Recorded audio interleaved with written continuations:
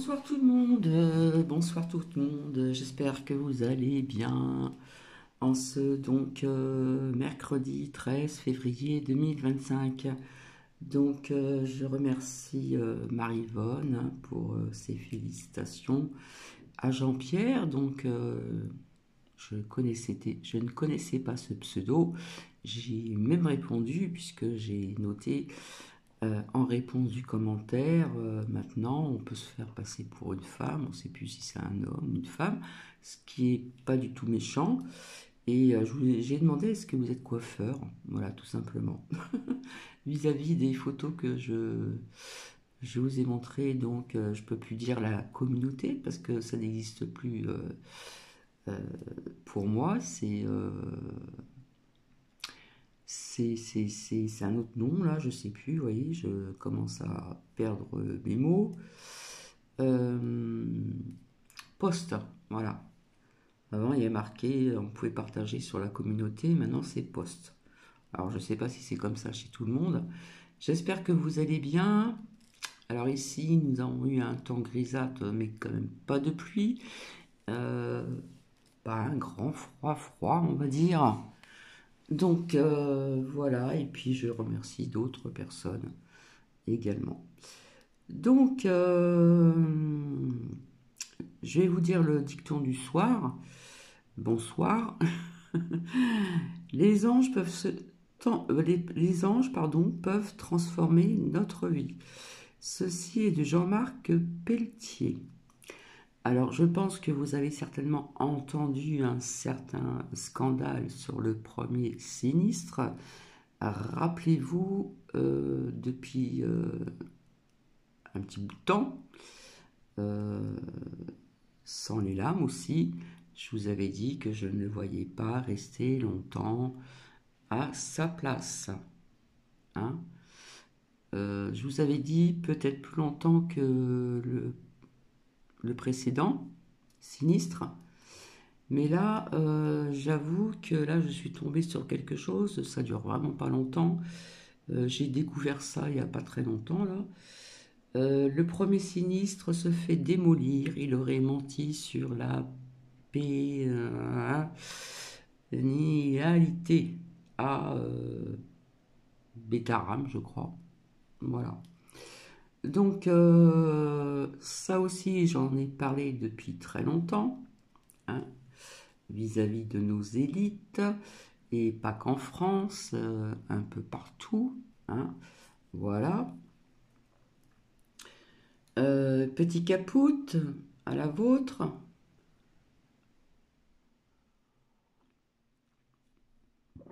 Donc je pense que je reviendrai la prochaine fois pour voir un petit peu ce que cela nous dit, hein, si c'est faux, si c'est vrai.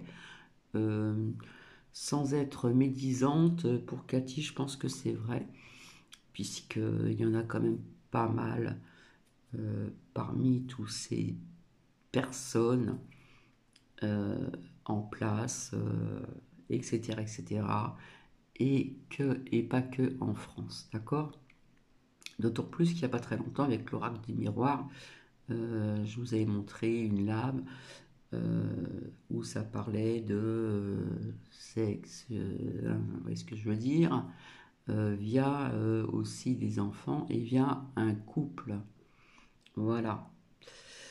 Je reviens. Je mets sur pause et je reviens 2 minutes. Me revoici. Petit aparté comme ça, ce matin, je pensais que mon réveil ne fonctionnait plus. J'ai un petit réveil électronique là. Et puis j'ai mon portable hein, comme beaucoup hein, de personnes se servent aussi pour se réveiller.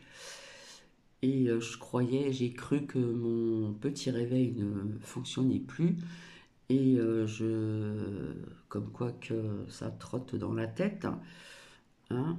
Du coup, j'étais réveillée à je sais pas quelle heure du matin. Je me suis dit, il faut pas que j'arrive en retard ce matin, etc., etc.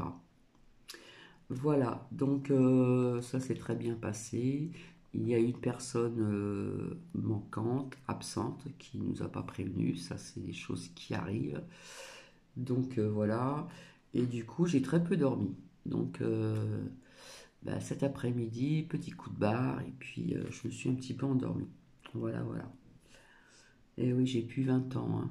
Je n'ai pas 54 ans, ni 58, j'en ai plus, hein. Donc il faut mon petit quota d'heures quand même, hein. Allez, je finis mon capote. Donc, voilà, je vais vous faire écouter un extrait. Nous verrons bien si ça passe ou pas. Donc du premier sinistre qui se fait quelque part bien démolir quand même, hein. On dit qu'il aurait menti sur la pénibilité.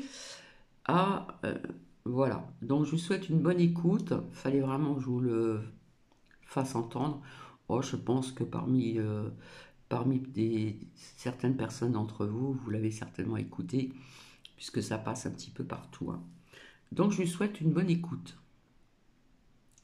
J'ai envie de dire bravo la France, et ailleurs aussi.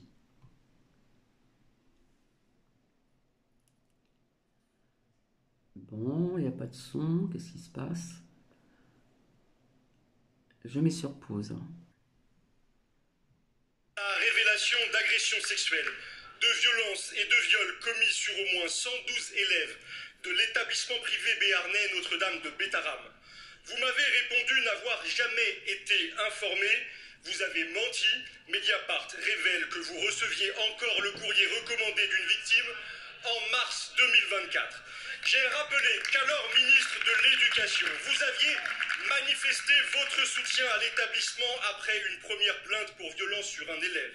Vous m'avez répondu ne plus être ministre au moment de son dépôt. Vous avez menti. La plainte fut déposée en 1996. Vous quittiez le ministère l'année suivante. Monsieur le Premier ministre, vous avez menti aux députés pour dissimuler votre connaissance de violences sur des enfants que vos responsabilités passées vous imposaient de dénoncer.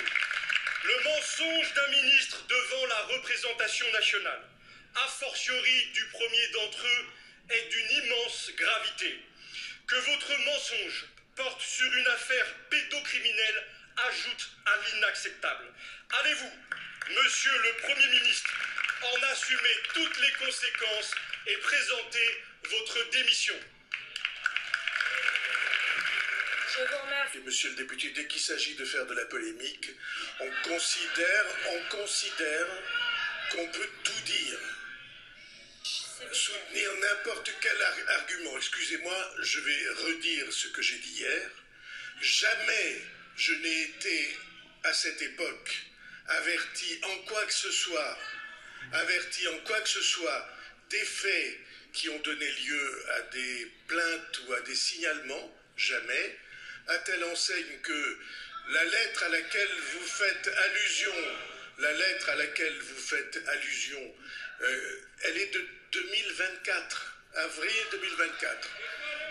Alors que les faits en question reprochés, ils sont du XXe siècle. Ils sont de 1990. Et donc, j'affirme que jamais je n'ai eu la moindre information. Autrement, je le répète, est-ce que vous croyez que nous aurions scolarisé nos enfants dans un établissement où de tels soupçons auraient lieu? Donc je récuse les polémiques artificielles sur ce sujet. Hier, vous répondiez. Aujourd'hui, vous ne répondez pas. D'après Mediapart, vous avez menti. Vous avez menti hier devant cette assemblée, en prétendant ne pas connaître des crimes commis sur les enfants de l'établissement Notre-Dame de Bétarame.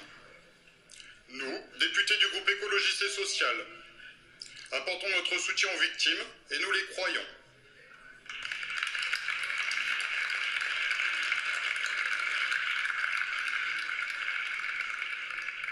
D'après cet article d'hier soir, vous auriez choisi l'omerta et la politique de l'entre-soi. Et ceci face à la protection des enfants.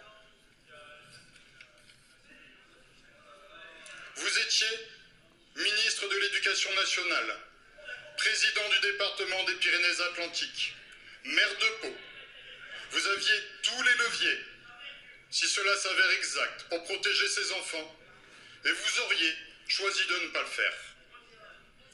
Vous avez été alerté dans cet article par des victimes, par des parents, par des enseignants, et vous auriez choisi à chaque fois de garder le silence sur ces crimes. Ils ne sont malheureusement pas seuls, ces enfants. 160 000 enfants sont victimes de violences sexuelles chaque année. Un enfant, toutes les 3 minutes. Il s'agit d'un problème structurel de notre société.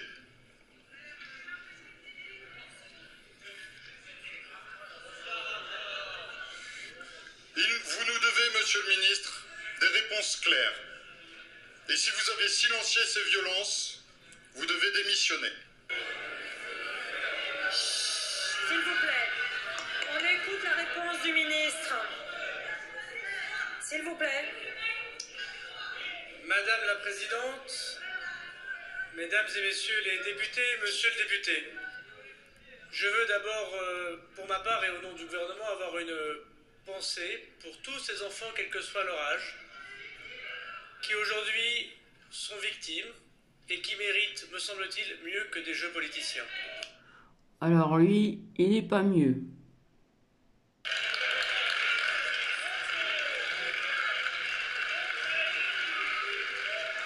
Et que si la lutte contre la pédophilie et les violences faites à nos enfants qui sont insupportables pour la nation, nous la partageons tous, je regrette la honte qui consiste à utiliser ces faits pour régler vos comptes politiques.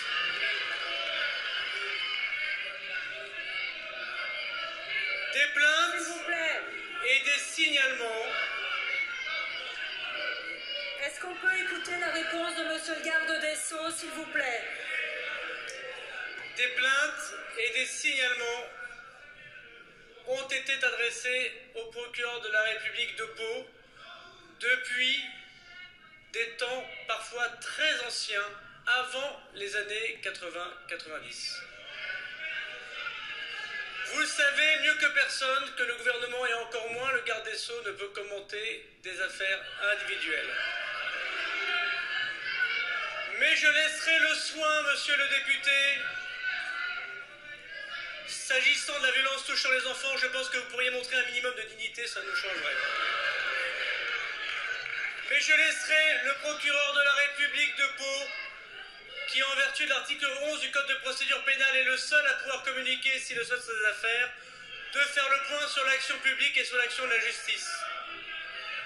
Je veux donc vous dire, monsieur le député, que l'action publique en matière de lutte contre les violences faites aux enfants, comme je l'ai moi-même souligné dans la circulaire de politique pénale que j'ai adressée au procureur de la République, est une priorité de l'ensemble des gouvernements et particulièrement de celui-ci sous l'autorité de monsieur le Premier ministre qui définit la politique pénale. Merci. Et je vous encourage à rester digne devant la détresse et la violence des cas que vous évoquez. Monsieur le Premier ministre, votre silence indique que l'omerta règne au sommet de l'État. Il engage directement le président de la République, seul responsable de votre maintien à Matignon. Il donne aux députés une immense responsabilité au moment de voter ou de ne pas voter votre censure. Face à vos mensonges, la censure devient le seul moyen dont dispose chacun d'entre nous pour faire cesser l'omerta. Monsieur le député. Je vous remercie. La méthode est maintenant très bien connue des Français. Ils l'ont éprouvée à de très nombreuses reprises. Dès que quelqu'un occupe des responsabilités, on s'ingénie à inventer de toutes pièces des scandales dont le rebond sera naturellement Allez, s'il vous plaît. recherché. De sorte que si on ne répond pas et qu'on se tait, on est coupable. Et si on répond et qu'on dément, on est immédiatement mis en accusation. Ce que je fais, S'il vous plaît. j'explique ce dont il s'agit. D'abord, mes premières pensées, c'est pour les personnes les hommes ou les garçons qui ont été en souffrance dans ces affaires-là. Et à eux, j'adresse ma sympathie, pas à ceux qui l'exploitent. Ensuite, cette institution, collège et lycée privé, est en effet dans ma région et dans le village voisin de celui où je suis né. Et en effet, mes enfants y ont été scolarisés. Et on dit, c'est un établissement pour tout le monde connaît des établissements de cet ordre, qui a la réputation d'être strict et dont on disait, si tu n'es pas sage ou si tu travailles pas, on te scolarisera dans cet établissement. Et donc, mes enfants y ont été scolarisés et les accusateurs disent ils ne pouvaient pas ignorer. Alors j'affirme que je n'ai jamais été informé de quoi que ce soit de violence a fortiori sexuelle, jamais, et j'ai 2 preuves pour cela. La première de ces preuves, c'est que lorsque la première plainte est déposée, j'ai quitté déjà le ministère de l'Éducation nationale depuis des mois, puisque c'est en décembre 97 et 98 et que j'ai quitté le ministère en mai 97. Et donc de ce point de vue-là, c'est une preuve. Et puis il y a une autre preuve, peut-être autour de laquelle nous pourrions nous faire crédit. Est-ce que vous croyez que nous aurions scolarisé nos enfants dans des établissements dont il aurait été soupçonné ou affirmé qu'il se passe des choses de cet ordre? Je peux vous assurer que tout est faux et qu'une plainte en diffamation sera évidemment portée. Donc voilà, alors je ne sais pas ce que vous en pensez, hein. Bien souvent dans les écoles privées, hein, qui ne datent pas d'aujourd'hui, hein, il y avait quand même des sévices au niveau des enfants aussi, hein. Voilà, il faut un petit peu s'informer aussi. Donc si vous voulez mettre des commentaires, toujours dans la bienveillance, il y a toujours moyen de moyenner pour se faire comprendre. Voilà, tout simplement. Sur ce, je vais vous laisser et je vous souhaite une agréable soirée. Bisous à tout le monde.